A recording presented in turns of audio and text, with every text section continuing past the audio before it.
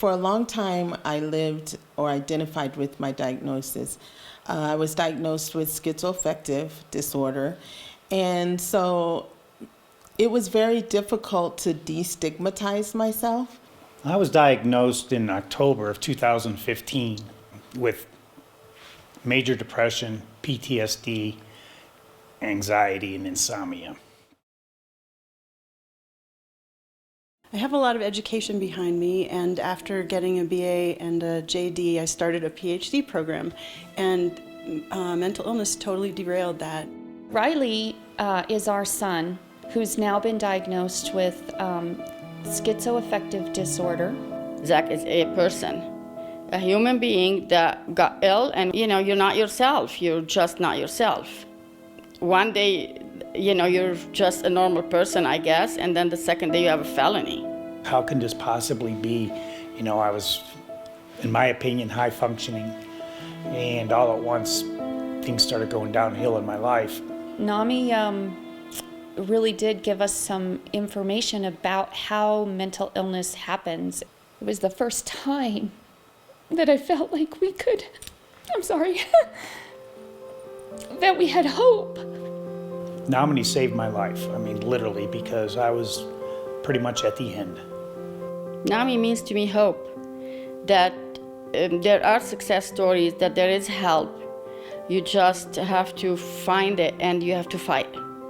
Instantaneously, I was with people who were completely different than I in terms of background, and their support and acceptance was immediate. I'm a school teacher at a school here in town. And we had NAMI come and speak to our school, and then I told Chandra about it. And some time went by before she actually got involved. That's how we started with the Family program. In that class, they're giving you different information the whole time about the way that you can advocate, the way that you can help your loved one, yourselves. And I'm currently a teacher for the basics class, and how I describe it to them, it is kind of developing you as an advocate for your kids. It is a lecture style, so it is a lot of information based on current statistics and practices dealing with all sorts of mental illness. And I enrolled in their program called Peer to Peer, which was an amazing program. It's a group that is always there. It's a unity, and the fellowship is amazing. NAMI is the and for mental illness. I have this and I can live a full life. I have this and I can have support.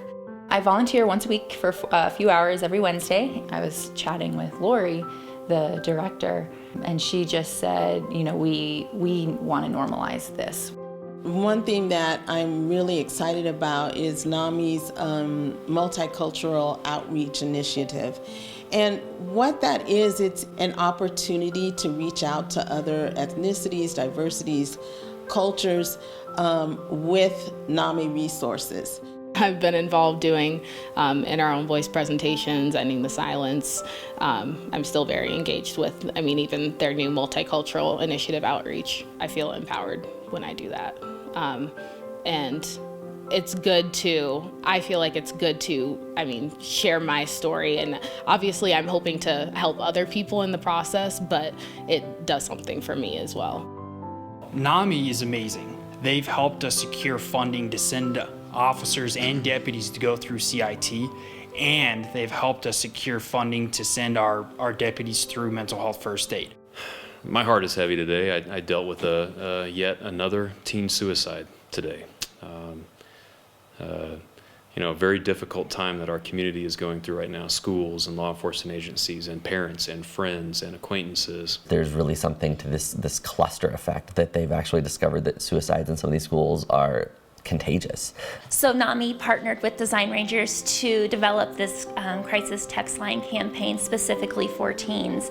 And we're reaching out to teens, I think, in a way that's really going to resonate with them. If you've been carrying your wounds for years, if you're never been to therapy, there is a space for every place on your journey at NAMI to either give or receive the opportunity to heal.